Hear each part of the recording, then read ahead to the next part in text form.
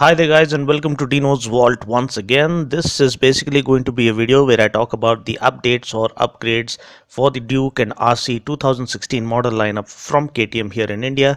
For a detailed and in-depth review of the RC 200 as well as the RC 390, you can follow the links mentioned in the description portion below. Now all of us were really excited after the unveil that happened at EICMA last year of the 2016 RC 390, which got the slipper clutch, ride-by-wire, a side-mounted aluminium exhaust, and also a larger diameter 320 front disc. Now all of us were expecting the same to surface anytime in the beginning of 2016 here in India, but sadly this is what we get instead.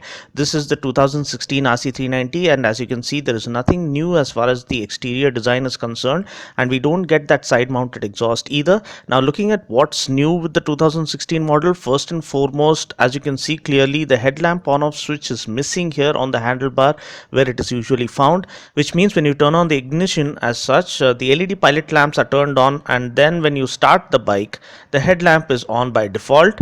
This kind of DRL system is mandatory in many countries worldwide, and the Indian government too is considering to make this mandatory here. Now this system is basically adopted to enhance safety and has been proven to reduce chances of frontal head-on collisions during the daytime. I personally also feel that the DRLs offer better visibility to the rider as well as the oncoming traffic in foggy conditions.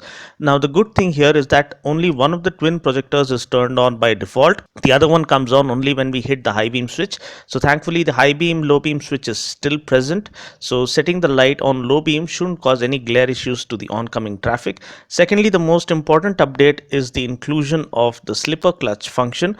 The slipper clutch, which is also known as a back torque limiter, helps us make quicker downshifts when the need arises, like hitting a corner after a long straight, etc. And in such cases, with the slipper clutch on board, you can downshift multiple gears quickly and easily without damaging the gearbox, and at the same time without locking up the rear wheel. Now this feature really comes in handy on the tracks, and it also makes things safer for the rider. The Duke 390 got it last year itself, and the RC 390 gets it now. As it is, the RC 390 is like a Hulk on the tracks currently. With the addition of slipper clutch, it would mean that the Hulk would now get the Hulk Buster armor too, which means God have mercy on the competition. Now other upgrades include better paint quality, better seat cushioning for enhanced comfort, an NOK seal and plastic flaps on front forks, adjustable handlebar levers, new ECU dampers, better quality alloy wheels, new pillion seat assembly, a diverted radiator fan assembly such that it blows the heat away from your legs, and new vapor recovery system for fuel tank. Sadly, the RC390 doesn't get even the larger diameter 320 front disc.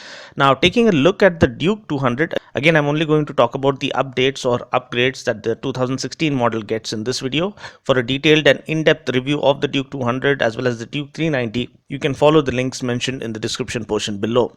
Now just like the 2016 RC series, even the Duke 200 gets the DRL system. As you can see, we don't have the light switch on the handlebar, so once you switch on the ignition, the pilot lamp up front is turned on, and then when you start the bike, you can see the headlamp is turned on automatically. Now just like the RC, we still do get the high beam low beam switch, so we can keep it on low beam while riding the bike within the city limits.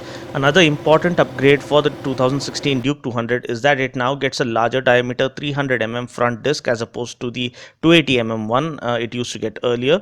The same update applies for the RC200 as well, which means even the RC200 would now get a larger diameter 300 front disc. This is great news, but the sad news is that we still don't get even optional ABS on the Duke 200.